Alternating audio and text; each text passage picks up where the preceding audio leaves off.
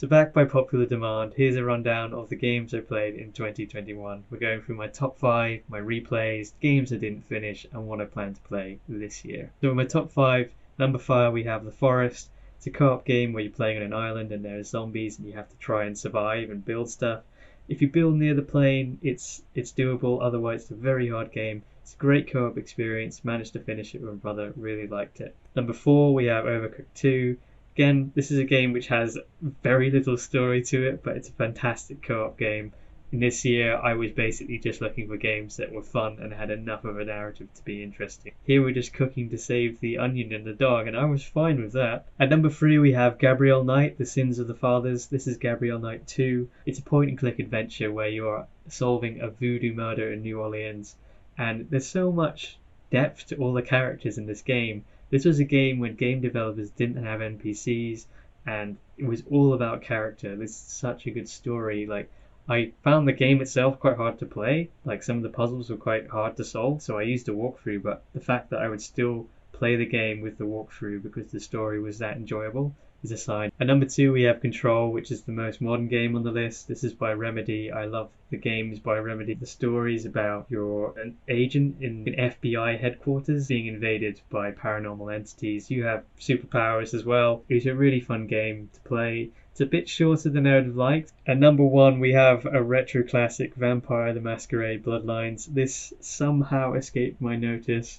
I think I was too young to play it when it was released, but this reminded me almost of when I first played like Fallout New Vegas. It feels sort of like open-ended, and it's just got so many factions in it, and it treats you like an adult. And this is a great vampire game. The story is just about kind of surviving in the vampire world. I chose the Torador clan, which are meant to be the most poetic and artistic ones, but fortunately there's not much reading in this game. And as for Gabrielle Knight, I found this world just more immersive and there's just more detail and more character to it. I think open world games are just so big now, there's so many NPCs, they feel a bit empty. But these game worlds, they're small, but they have so many characters, so they feel just more alive than a lot of the other games. The reason I didn't play Cyberpunk or Death Stranding is my laptop can't run it. Hopefully next year I'll have a computer good enough to play them. What I did end up doing was replaying a lot of my favourite games. I played Bioshock 1, 2 and Infinite in order, just because I wanted to just play that experience again on PC. I played it on PlayStation originally. I played Disco Elysium, obviously, that's where most of the viewers on my channel come from, and I also replayed Max Payne 1. Most of my time gaming this year was replaying old classics. Unfortunately, there were a lot of games I tried this year but didn't enjoy for their story or their gameplay. Inside, I got for free on Epic Games, but for some reason it wasn't as enjoyable as Limbo.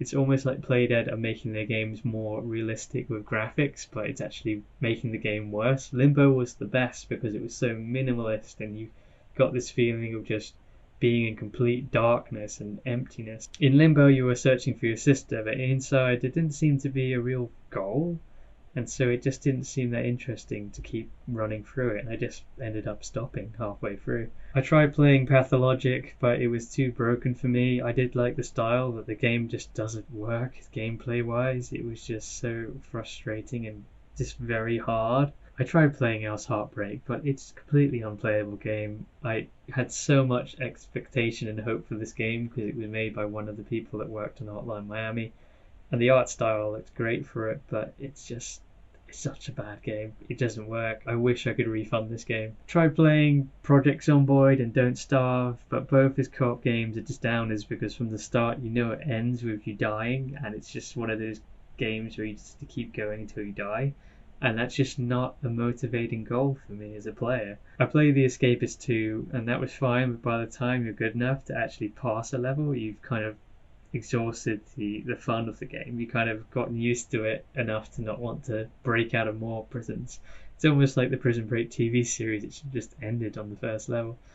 Here's a bunch of games I'm planning on playing on PC this year. No promises, but here we go. Outer Wilds and its DLC, Kentucky Road Zero, Paradise Killer, Return of Obra Dinn, Phoenix Wright, Catherine, Gemini Rue, Road 96. As far as I can tell, these are the best video game stories that are available on Steam. If you know of any more, please leave them in the comments below.